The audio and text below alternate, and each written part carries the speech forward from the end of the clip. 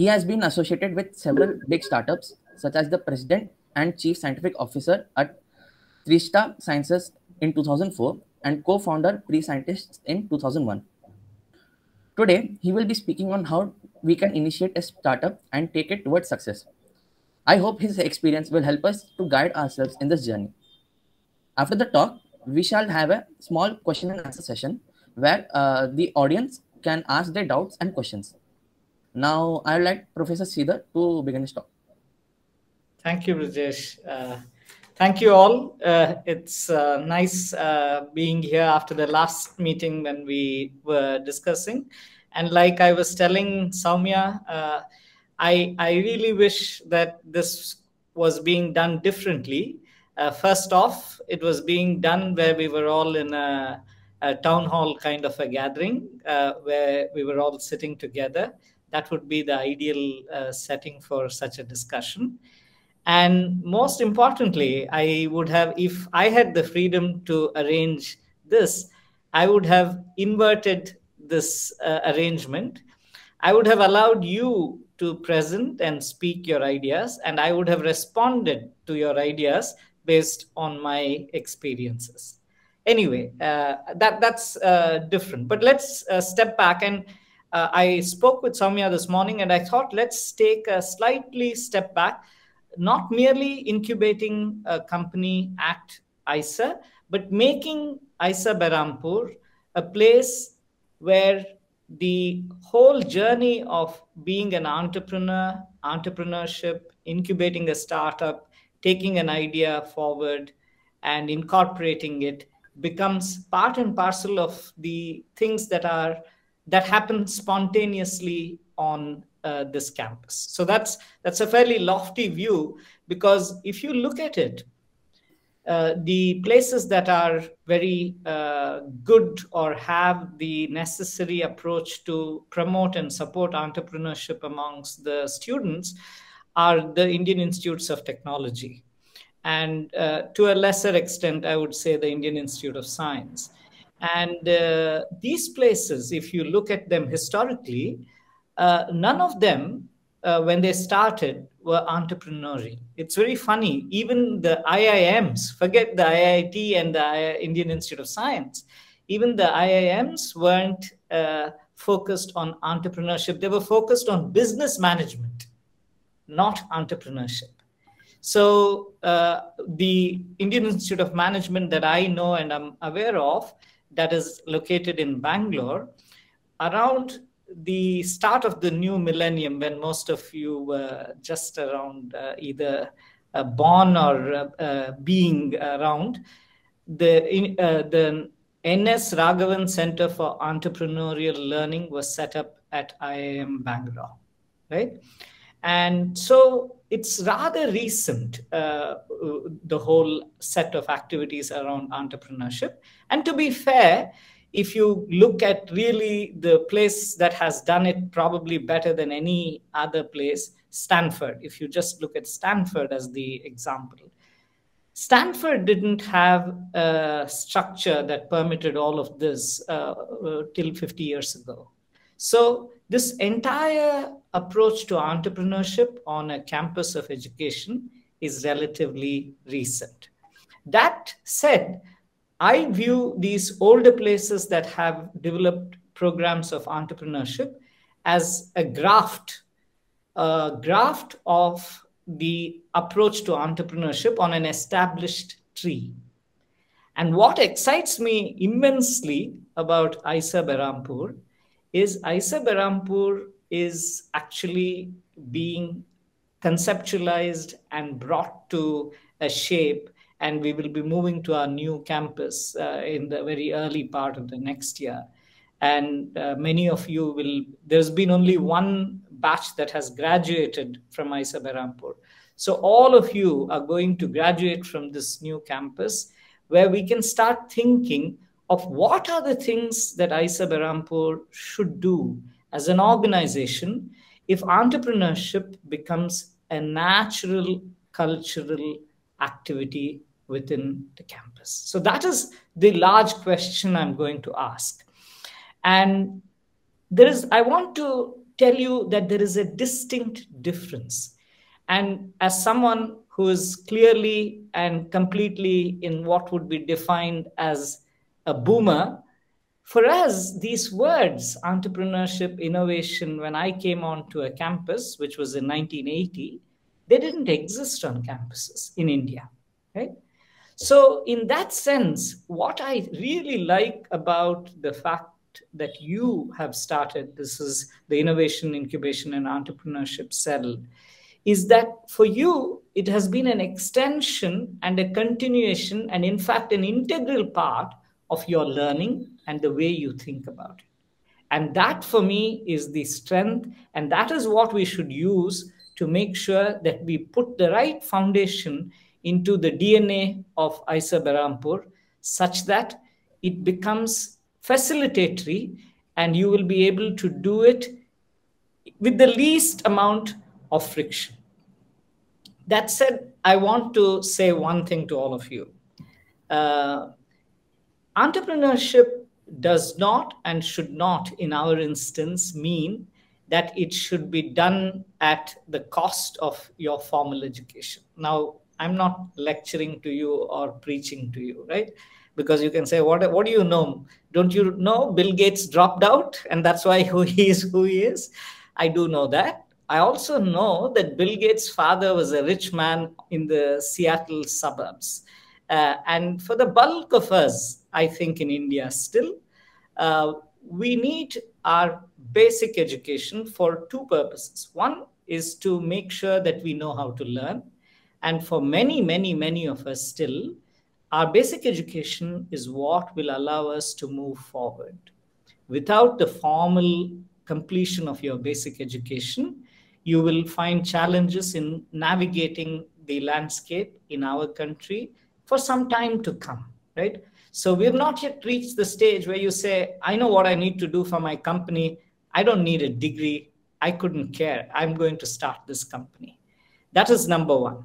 Two, I think for another reason, I would say it's very important that you be equally good with your education as you are passionate about the idea that you are going to think about, because you cannot underestimate, coming from a STEM background, the strength that a technical training and a scientific training and a professional training will give you in trying to attempt a solution to the problem.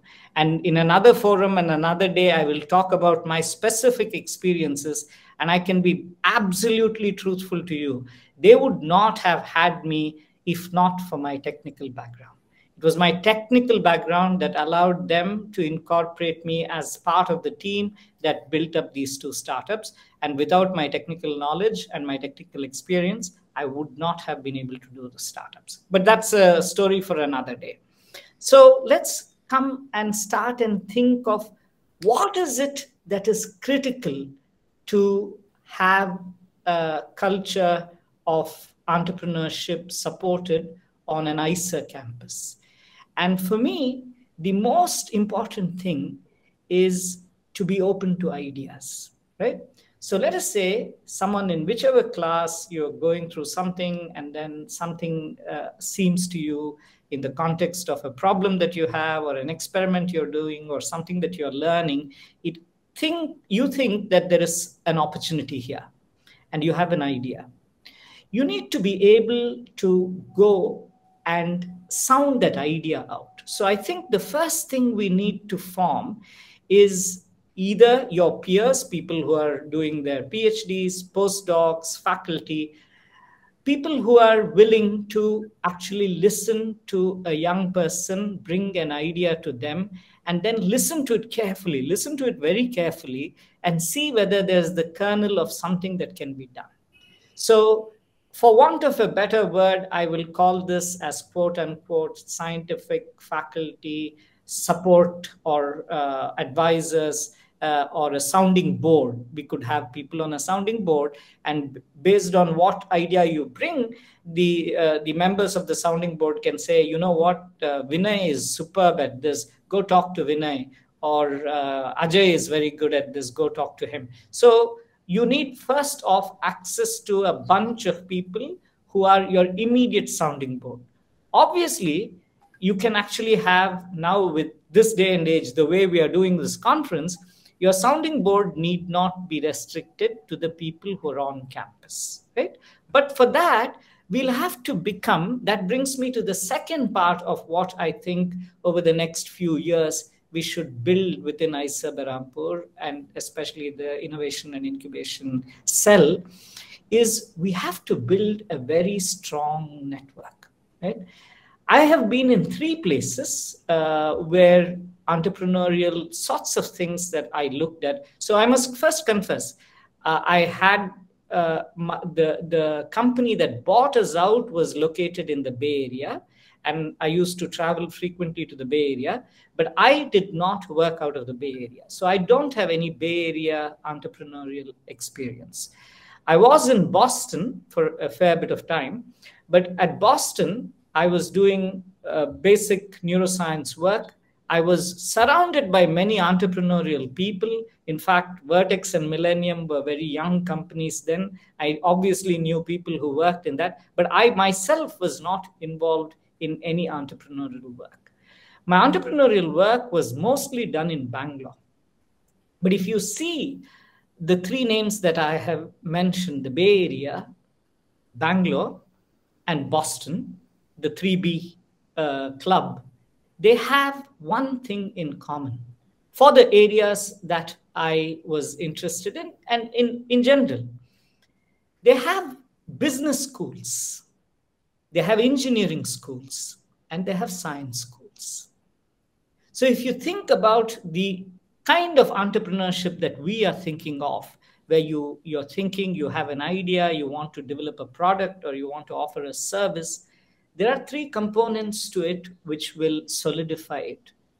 An engineering approach to many problems, business schools which have the know-how of how money is brought in, what supports, what money is used for support, and then of course science. So we at IISER at this point have one of the 3 ingredients on our campus. We are the science people, right? So we have the science background, we have the science know-how, we have the science ideas, we know how to do science, which is very strong. But we have one component, and we need the other 2 components. And yet again, the pandemic, for all of the tragedies it has visited on all of us and the disruptions it has done to all your lives and our lives, it has permitted us to find support for this outside of the campus to start with. Eventually, as the Department of Computer Science, Engineering, Physics takes off, all of it or many parts of it may be there on our campus itself. But for the time being, one of the things that we have to be very clear in our mind is we need partnerships outside of IISER to take it really to the final level. So we have to be clear about it. We have to find a way of doing it. But we do have a huge, unique strength, more than just a school of medicine or a school of pure sciences, in that IISERs are the only places where physics, chemistry, math, and biology is not subdivided, right? You people do all of them for 2 years.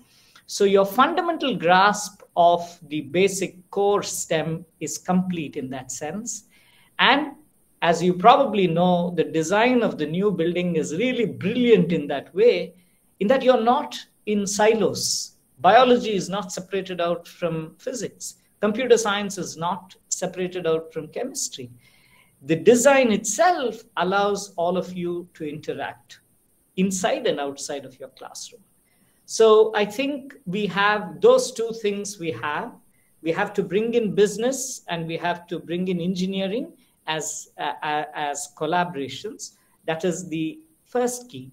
But let's now move to a slightly different, because I'm going to probably talk for another 10 or 15 minutes. I'll divide it into 2 parts and say, what are the very obvious things which you know, which we need to set up, and we'll think about it. I won't spend too much time. One is, obviously, when you have an idea, you need to be able to protect it. And in science, the protection of idea is by being able to make intellectual property, right? IP. So one of the key components of any campus that hopes to excel in entrepreneurship is to in parallel develop an ability to actually formulate IP and then protect IP. This is non-trivial, right? And it cannot be left to the entrepreneur to do it, because this requires a systematic institutional approach. But if we think it through right now, again, we don't need these people on campus. We can bring these capabilities into campus. For the first time, there are a whole slew of people who are, I would say, slightly older than you, maybe about 10 years older than you, people who were born in the 80s and 90s, who have taken up patent law. You know, the first of the national law schools in India started in 1988 in Bangalore. And the first of the graduates came out in the year 1993. And by 1995, some of them had gone out and specialized. And patent law is one of the areas they have specialized in. So for about 20 years now, which coincides, as you will see, the year that all of you were born, or around the year that all of you were born, or most of you were born, is the time when many of these things started coming together, right? So you had a business school set up a school for entrepreneurship. You had the national law schools bring out people who specialized in patent law. And we need the support of a fantastic law office to support us in this journey, right? So a patent law is an extremely critical component if the idea that you have is patentable. Now, it's not necessary that all the time your idea needs to be a patentable idea. Sometimes all you may have is a proprietary idea. There's no patent around it, right? You keep it proprietary. The best example I can give you of what is not patented and is proprietary is Coca-Cola. Coca-Cola has not patented anything, right? It is one of the richest companies of the 20th century. And all they had was a proprietary formula, which was in a half joking way, it was addictive. So they marketed it in a way where it made you feel that if you were not drinking it, you were not cool. So but all they had is a proprietary invention. So they didn't have any patent on it. So don't be, because so much is spoken of intellectual property, and many people equate intellectual property with patents, you don't have to worry that the lack of a patentability is going to hold you back. But we need, on campus, we need a strategy to patenting. We need to think about it, and we need to know how we are going to go and help the people who come together to patent it. So in addition, what is the next thing that the campus needs to have, which will allow you to actually make this work? So I always see this as a three-legged stool, this whole game of building out a company. One, and the most critical person, is the innovator. There's no doubt about it, right? Without the innovator, it cannot go anywhere. The other, which I told you, because we are in a science and technology place, is advisors, scientific advisors. Because when you're coming out of grad school or finishing your BSMS, you may be full of ideas, but many of the practical aspects of those ideas, you will need a scientific advisor either from this campus or another campus so you can't, you just go and look at every single company. So if you look at Google, it's a good example. They had their PhD supervisor as their advisor. So all the time, more close to what I know, the software that has become almost de facto, the software that is used in oncology to look at what the genetic alterations do, is called OncoMine. OncoMine, by the way, came out of a lab in the University of Michigan. He's an Indian, but he's an ethnic Indian. He didn't study here. Arul Chinnayan is the name. Arul Chinnayan's lab, Arul Chinnayan's first student, he finished his PhD grad work and took his work out and made it into OncoMine. So an advisory setup is essential. And there may be many potential advisors on campus, and there are many people who are not interested in this sort of an activity. It's very easy, and there need be no force on any faculty to become an advisor or not become an advisor. And as I told you, you can find your advisor either on our campus or another campus, but you need an advisor. And then I'm coming to the last part, which many people would argue is the most important part or equally important part, is money, right? So how do you structure money, the availability of money to a startup that comes out of an academic institution? It's a very interesting question. I don't have a direct answer, but we need to put a proposal such that that proposal has the chance of being supported from outside. And I have found a very interesting thing. If we have a system where I told you the scientific or sounding board is there, and then there is an advisory council for your particular group. If we have a mechanism of examining your idea, and if the institution, that is IISER, feels that it can contribute in some way or form a seed fund, right? You may have heard of these. So there is a full spectrum. Just to introduce you to the terminology, there is seed or angel, which is the very earliest stage of a company. Then there is venture. And venture comes in beyond the seed stage, when you have actually got a prototype, or when you have done something more, you have a more concrete plan, you know who your business audience is, you can actually tell that these are my customers. So venture comes in then. And when venture comes in, after venture comes the last stage, very large companies, private equity comes in, right? So the Flipkart sort of a people, where private equity comes in. And private equity actually starts, at least in the US, private equity doesn't even look at things under $10 million. If they're not going to put in $10 million, they're not interested in it, because the amount of work they have to do is the same whether they put in 1 million or 10 million. So they would much rather put 10 or 50 or 100 and do their due diligence rather than put one and do all that work. But angel, fortunately, can start with as little, and seed and angel can start at $100,000 or $50,000. So we are talking of tens of lakhs of rupees. And in India, we can actually do seed with even lesser. We can do it with 5 lakhs, 10 lakhs. And that ability to find that support, whether it is through an institutional mechanism or an external people. There are many of these venture syndicates who are very interested in people like you, an institution like ours, because they know that's where the next big thing is going to come from. And imagine the guys who bought the Google shares when Google was a search algorithm in 1996, right?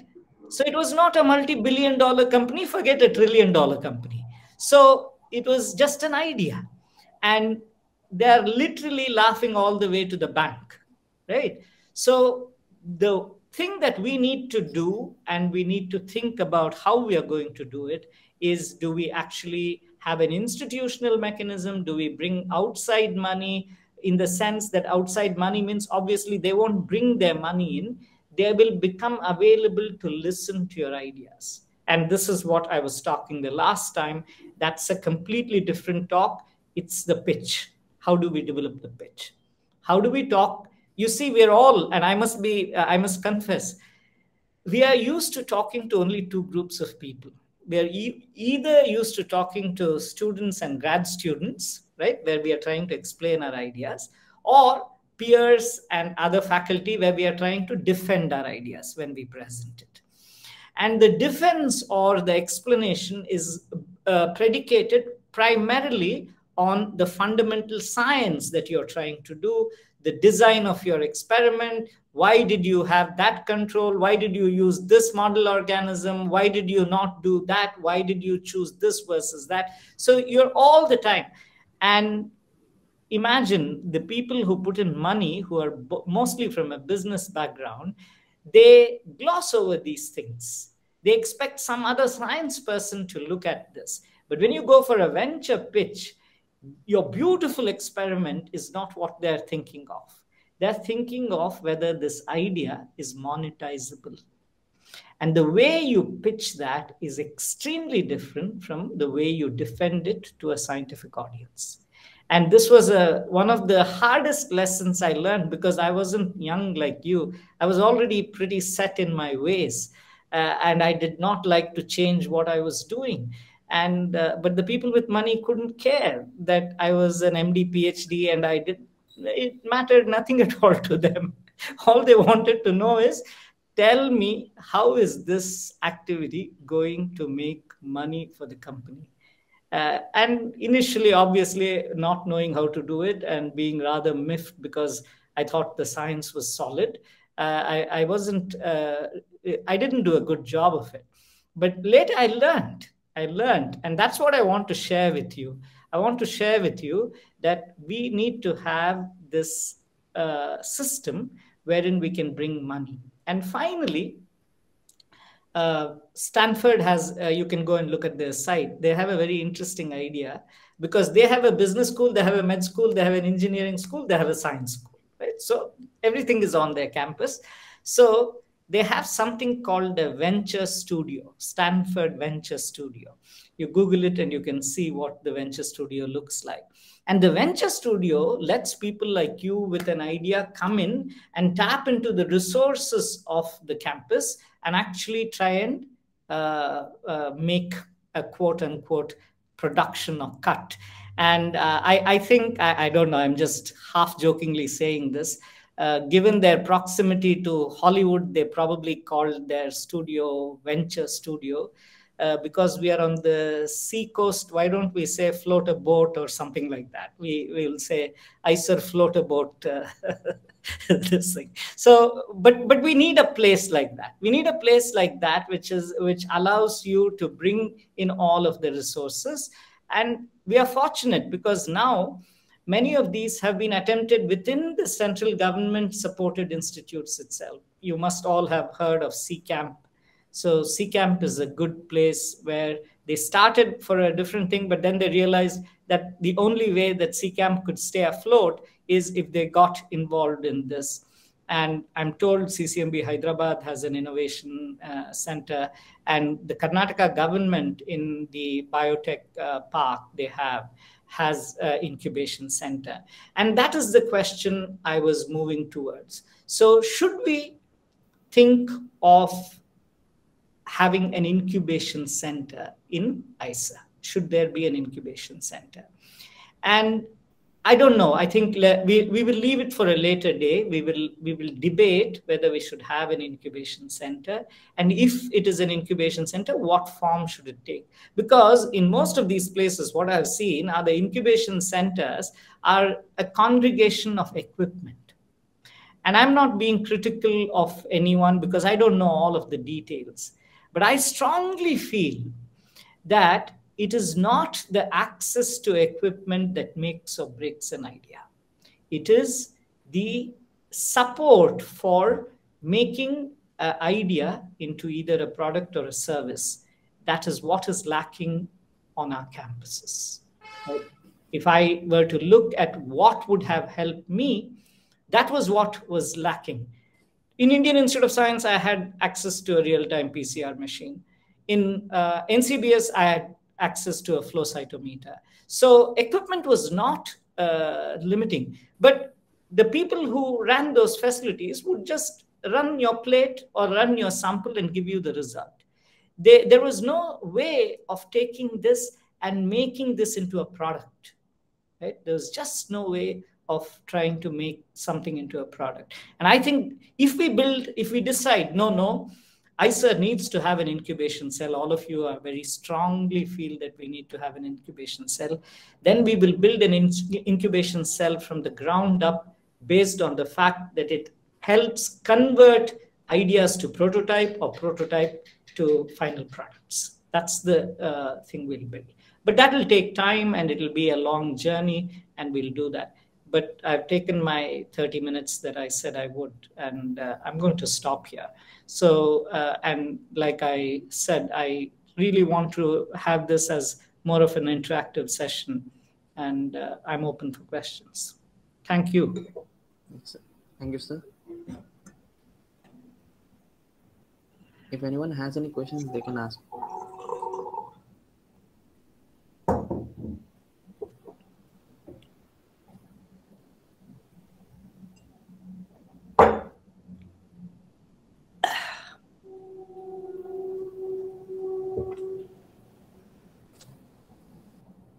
You can type your question, you can ask your question.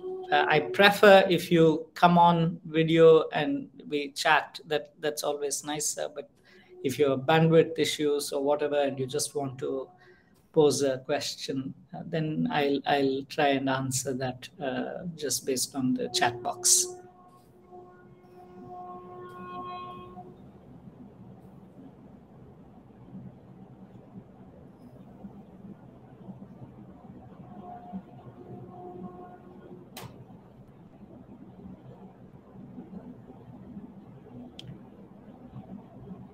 None? I mean, this is for me a discussion forum, right? Because it's not as if I have a set agenda and I say this is how we are going to do it at IISER. This is really a very consultative process. And if you have an idea, no matter, you don't have to worry whether that idea is feasible or not. That time will tell. But you can say, in doing this, could we do this, or can we have this? So it's like that. So it's not, you don't have to feel that it has to be vetted or it has to be feasible, nothing of that sort. So just feel free to voice your thought, whatever is your thought or a question. So I wanted to ask, why are people hesitant to start a new business, and what can we do to address this problem? Yeah, that's a big question. Can you add a little more in, for example, give me, make it a little narrower. Do you have something specific in your mind, meaning business of what type? What type of business did you have in mind where people are hesitant, or you have found people hesitant to start businesses? Sir, I can't tell it specifically, but it's normally seen that people take it as it is risky to start a new business. So you gave half the answer. And if a business is not risky, there's nothing innovative about it, right? So the major, if you look, in the last 50 years, there have been a large number of definitions of entrepreneurship. But innovation is one of the things that you will find everywhere as being part and parcel of entrepreneurship. But if you talk people who have built companies, they'll always say the second is risk. And the risk is huge. If your idea is truly innovative and entrepreneurial, the risk is huge. And that is why you see the amount of reluctance that you see. Now, I'll give you a very simple example. So I had two choices. I could have joined a faculty at UCSD in the US, or been with this startup in Bangalore, which had 4 people, and I was the first employee. Now tell me what made more sense. Sai? Yes, sir. Yeah, what made more sense? Going and being a doctor/professor at UCSD, or joining someone and saying, let's start something in the area of genomics in Bangalore in 2000? So it makes more sense to join as a professor. Absolutely. So you answered it. So isn't that the path of certainty? So there's always risk. And one of the things, and I think your generation, and that is why I'm so confident that you will do what we didn't do. You must understand that for a person who went to school, in business school or med school or whatever in 1980, which means he was born in 1960, which means his parents were born in 1930, right? So For people born in 1930, whether your grandparents may be like that, insecurity was the central feature of Indian middle class life. So they wanted some certainty. And in fact, we escaped part of it. Before that, it was you had to get a government job, right? So we escaped. The government at least was dropped for our generation and said, get a job, damn it. If you don't have a job, you can't do anything. So that insecurity was drilled and dinned into our heads, right? And so people made always safe choices that said, it's okay, I'm going to make only 5,000 rupees a month, but I have this job, and whether I'm sick or healthy or whatever, they won't kick me out of it. And there's nothing like failing as long as I go and show up at 9:30 every morning. Whereas you're the first generation whose parents themselves, many of you, not all of you, have some degree of confidence that they have met that middle class threshold of having a roof over their head. I tell my children, I'm very honest, I say, you don't have to support me, right? My father couldn't say that to me. And certainly his father couldn't say that to him. So you guys are the first group of people who, many of you, not all of you, will have the freedom to fail. Being an entrepreneur means taking risk, and taking a risk means there is the chance of failure, right? So that is one set of things. There is a second, cultural. You may be very willing to fail. You may be a risk taker. Your father and mother, uncle, aunt, or whoever is supporting you may say, go for it. But there is society, right? Society also needs to see that it is okay for you to risk and fail. And I'm telling you, as recently as 2000 in India, just think of the history of India. The history of Indian business has been a history of trade. India was fabulously wealthy from historical times and occupied a central place in the East-West movement. So when Columbus wanted to go, he didn't want to go to this barren set of islands or what is now called the capital of gold. He wanted to come here, right? He wanted to come here. And the Silk Road ran through us. So Indians historically were fantastic traders. The Arabs were trading with us. So what happened was, because we were so good at trade, trade is the basis by which everything of huge value was built in India. Whereas innovation is not trade, though you might argue that both Flipkart and Amazon are basically traders. Instead of being just a mom and pop show, they just are trading from a warehouse and online, and they're selling. They're still traders, right? So without a doubt, the most valuable company on the face of this planet before Tesla, that battery car, became popular was Amazon, right? Whereas the sort of innovation you are talking of, our culture, our society has still not found the mechanisms of taking that risk, because if you put in money, you can lose, right? And that is why we have not had as many quote-unquote startups and risk-taking behavior here compared to. But this is, I'm just giving you a very broad overview. If you now come specifically and say, why wasn't the MRI made here? Or why is no one making the reagents that I have to get from Germany here? There are different answers to those different questions. But broadly, you ask the question and you pose the answer. It's the lack of appetite for risk.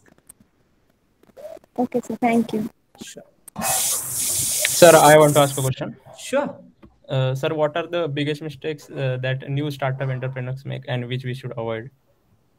Good question. So let me start from a slightly obtuse angle. Do you know, in science, there is something when you're trying to find a solution, you know, if there are multiple variables to what determines that relationship, that function. So those relationships are all bounded, assuming it's not infinite. So that is called parametric space, right? Parametric space means What are the boundary conditions which lie within? Because if you're working with infinity, then there is no hope of you bounding and saying, I will try and find a solution within this boundary, right? So your question was, what are the mistakes that startups make?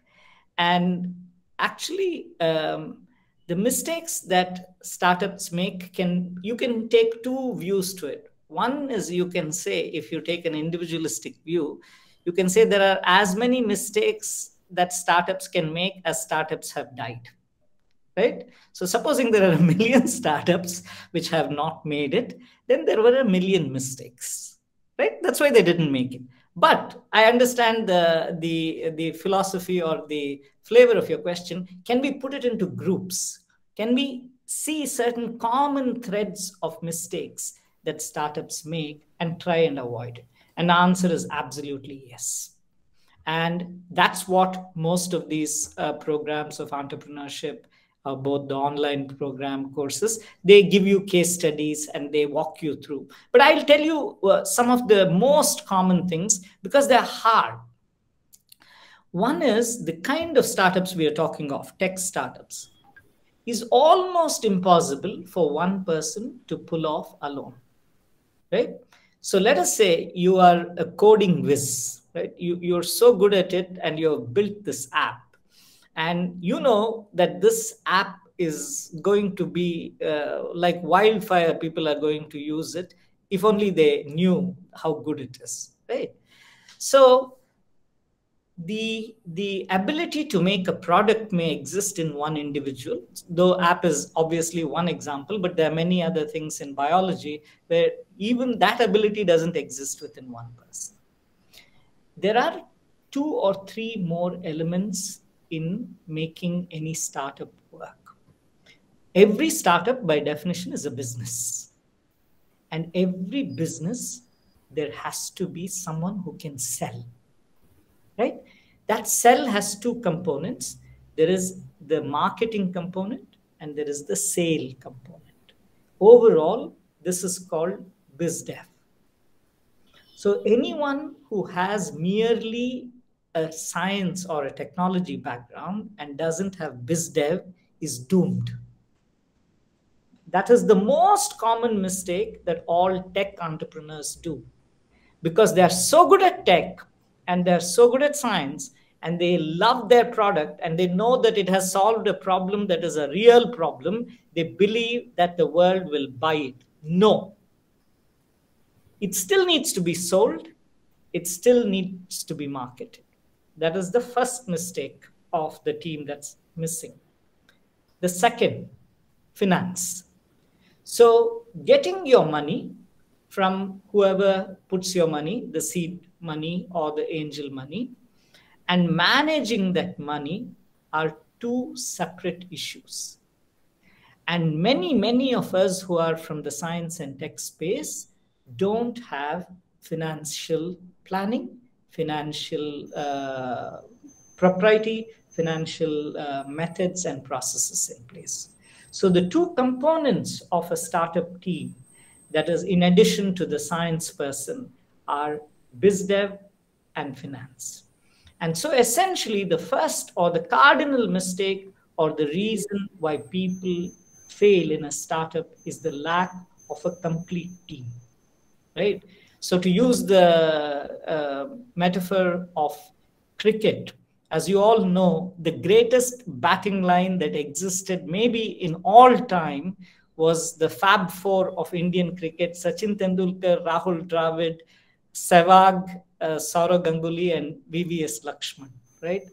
Between them, they had, 60,000 test runs, but we never won as many test matches as are being won by Virat Kohli's team, because there were only 2 bowlers that time, Kumble and Zahir. So what they had was superb strength in batting, but they were not a team. So the lack of a team is the first problem.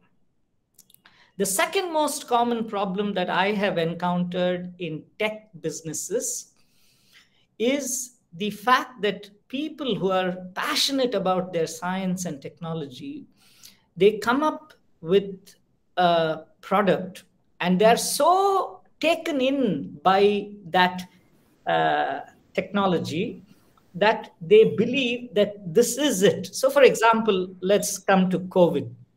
Now, you know, the gold standard for COVID is an RT-PCR based test, right?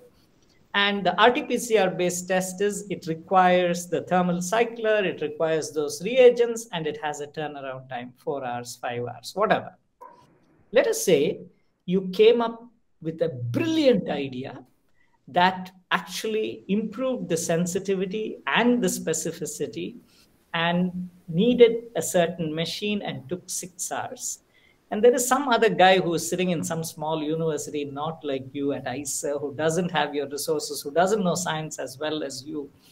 But he figures that what brings a person to the doctor and what the doctor needs to tell him is, am I COVID positive or not? And whoever does it quicker gets the test, right? So he focuses not on this brilliant sensitivity, specificity, but he focuses on turnaround time, right? And you will find that his technology gets adopted and your technology is superior. Your technology is the most correct solution, but the market couldn't care, right?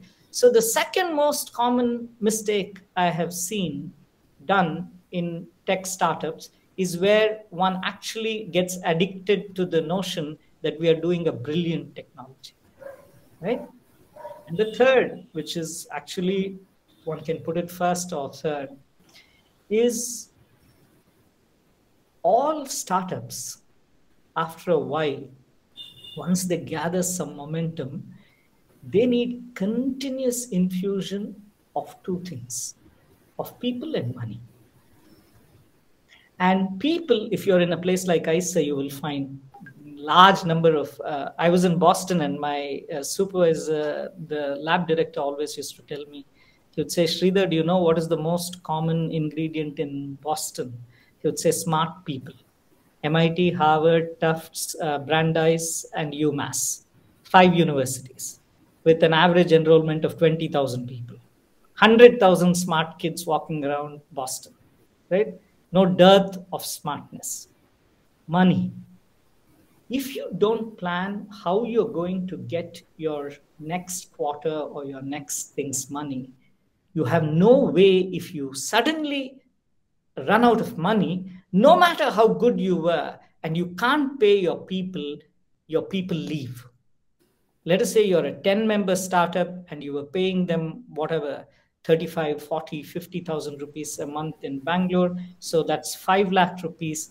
And if you don't have 15 lakhs in the bank and you run out of that money, your people will go to the next startup or more. So 3 most common mistakes: lack of a team, infatuation with your own brilliance and idea, and not planning your cash flow such that you can keep these brilliant people who have joined you. Yeah, thank you, sir. Yeah. So we have a question in the chat box. Yeah, go ahead. It's from Gurjot. So he has asked, what have you enjoyed most about starting your own company? Okay, this is a personal one. I think on the other day, you people who were there on my talk saw the title. I'm a reluctant entrepreneur. As I told you, both based on my own temperament, my history, I really don't consider myself an entrepreneur. I think I'm or reluctant, or you could use the word accidental. I'm an accidental entrepreneur. So my answer, you can guess. Both of the companies that I worked in were tech companies. And what I enjoyed most is that the bulk of people who worked with me were young people, right? Who were just outside of their MSc, people who had just people who had finished their bachelor's, even PhD. So trying to solve the problem that we were trying to solve, and we were trying to solve some very interesting problems. I'll talk about it another day. gave me the greatest joy. But I'll tell you what the Silicon Valley answer is. The greatest joy is when they go IPO and they become millionaires.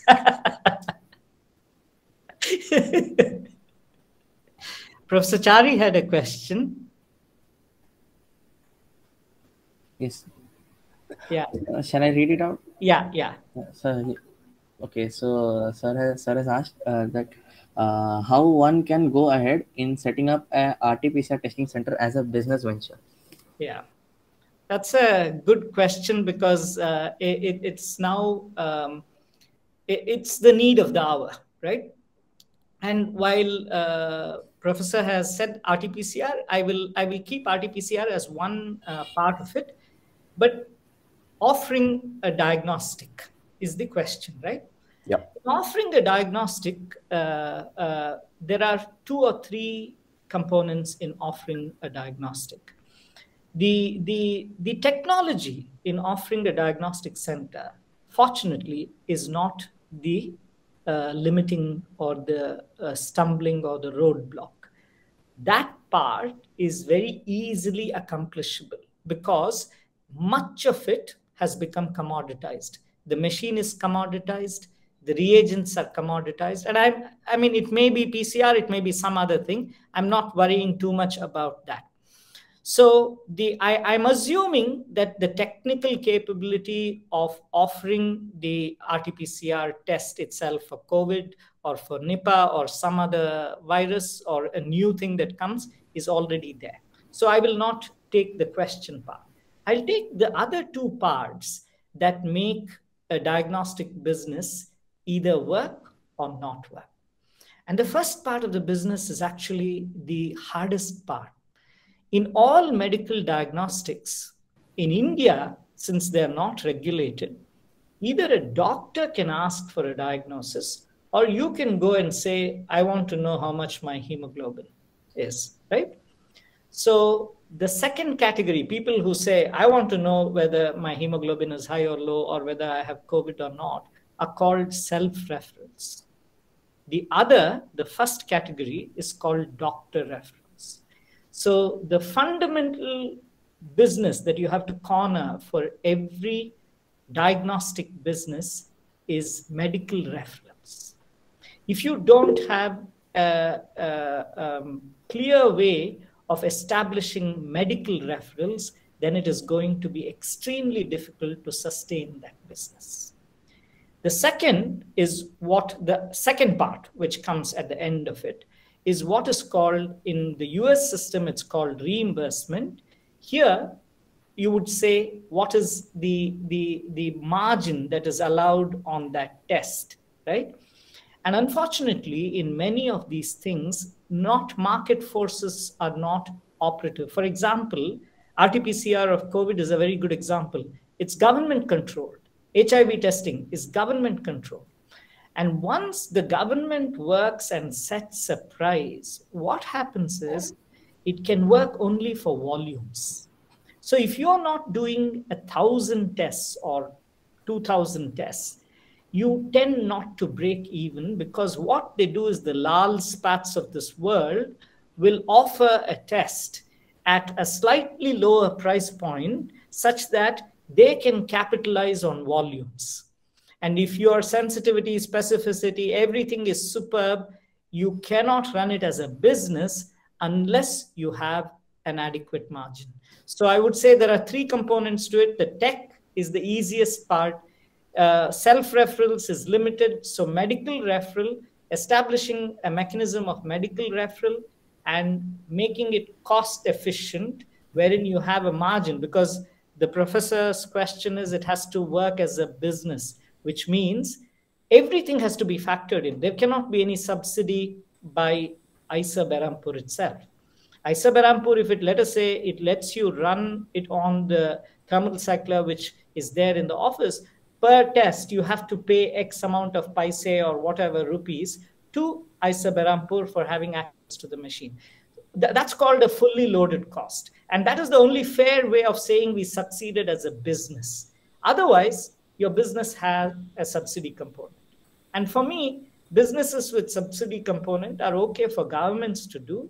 I wouldn't call it an entrepreneurial success if it required on a subsidy to succeed. So, but this is the broad answer. Sir, I have a question. Yes. Back then, when you entered this entrepreneurship field, what was your plan B? Like now we know that you are here, but back then, what was your plan B?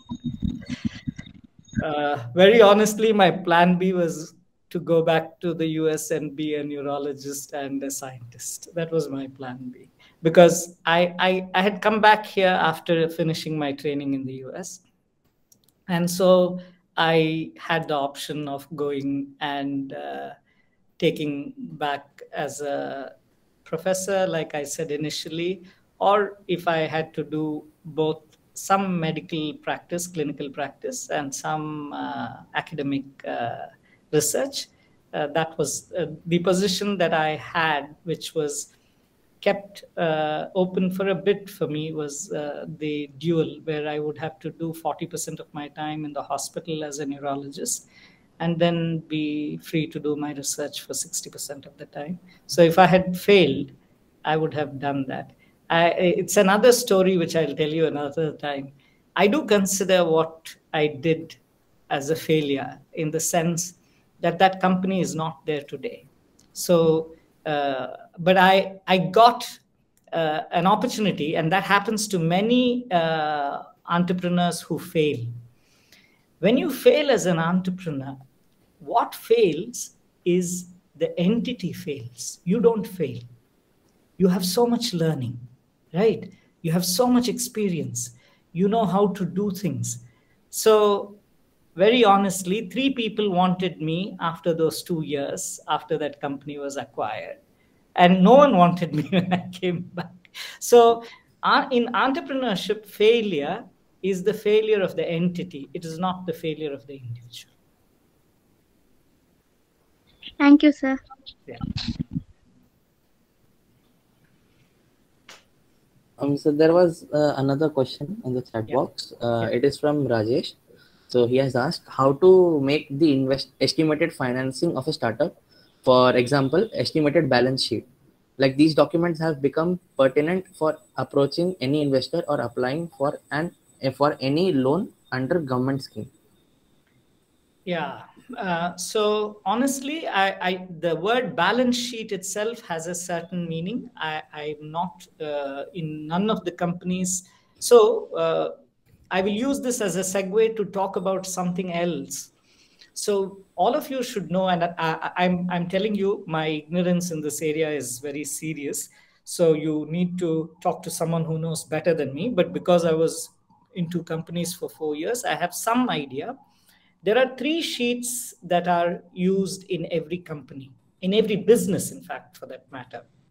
One is called cash flow, the sheet that keeps track of how much money comes in, cash. So that's why it's called cash flow.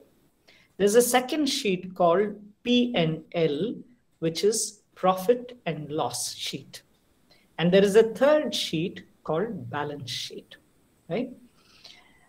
As best as I know, when you are a startup, you don't have a balance sheet, right? Because what balance will you have? You have an idea, right? You're trying to raise money based on an idea.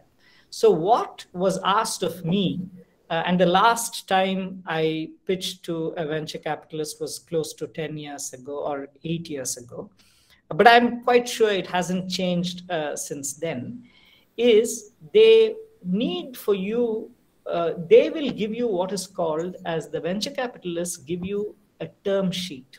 What they give you is a term sheet. And in order for them to give you a term sheet, you need to give them a business plan. So biz plan for short. And biz plan has a component of the money. And in the biz plan money, what you need to calculate is what in American terminology is called the burn, right? Burn is the amount of money that you're going to use up every month. And preferably they require a quarter, and they ask you to project for at least 2 quarters. So they say, what is your burn? And the burn is very simple actually for a company. the burn is all of the factors that you know. You need space, you need to pay salaries. If you're a tech company, you need equipment, you need reagents. If you have patenting costs, you need patent, you need travel if you're going to go and pitch. So you put all of these estimates. These are called line items. You write them line by line by line, and you make some guesstimate. Obviously, no one expects you to be perfect on this. This is not like a government sheet. It's a ballpark estimate. So when you say 1 lakh, it can be 1,25,000, it can be 80,000, it can be like that. So you put all of this, and then you say, for the next 2 quarters, our burn is going to be 5 lakhs per month times 6. So it's 30 lakhs. So they will then look at how much you're asking. What is, quote unquote, another whole issue, which is another seminar entirely by itself, is called valuation, right? They have to see value in your company. If he's going to put 30 lakhs, obviously your value, whatever you are putting, let us say I'm saying it's 30 lakhs. So you think that your idea, what you have done is all 30 lakhs. He is putting 30 lakhs. So 30 lakhs is called the pre-money valuation. 60 lakhs is called the post-money valuation. So the total post-money valuation is 60 lakhs and your ownership becomes 50%. And he thinks that this will make him at some point from 30 lakhs, at least 2x over 3 years. So he needs to get out at 2 years with 60 lakhs, which means yours also should have become 60. The company should have moved from 60 to 120 in 2 years. He will look at that and then only give you the money. I mean, this is, I've what shall I say, condensed many hours of discussion into just 2 lines. So there's another question from Megha Suresh. Yeah. She has asked, being science students, our interaction with people of other domain is very less. How can we get the required knowledge?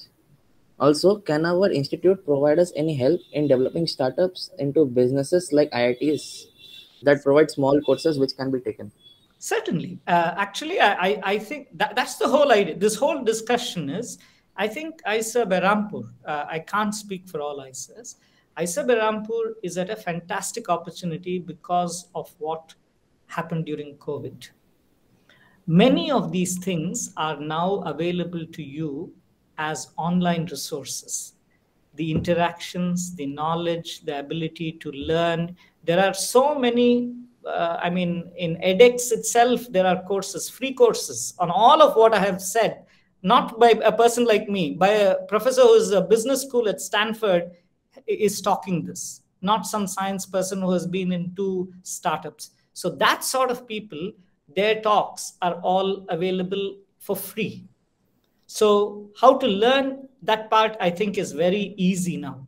The second is, how do you meet such people? That is slightly challenging as of today where we are. But I think IISERs, with what is there in Bhubaneswar and what is there elsewhere, and there are certain other ideas which we have been discussing with Professor Chari, I'll talk about it later, is to start involving schools of engineering, schools of medicine, and bring these various things, business schools, onto our campus as at least accessible. We may not have IISER School of Business located on our campus, but we will have access to someone who is at a school of business when you start thinking of, okay, how am I going to take this forward? Right? And one of the things that I have developed because of my short stint in business and my staying in Bangalore and being in Boston and the things is, there is an open network available. So for the IISER students, when I am here, I can help plug you into those networks.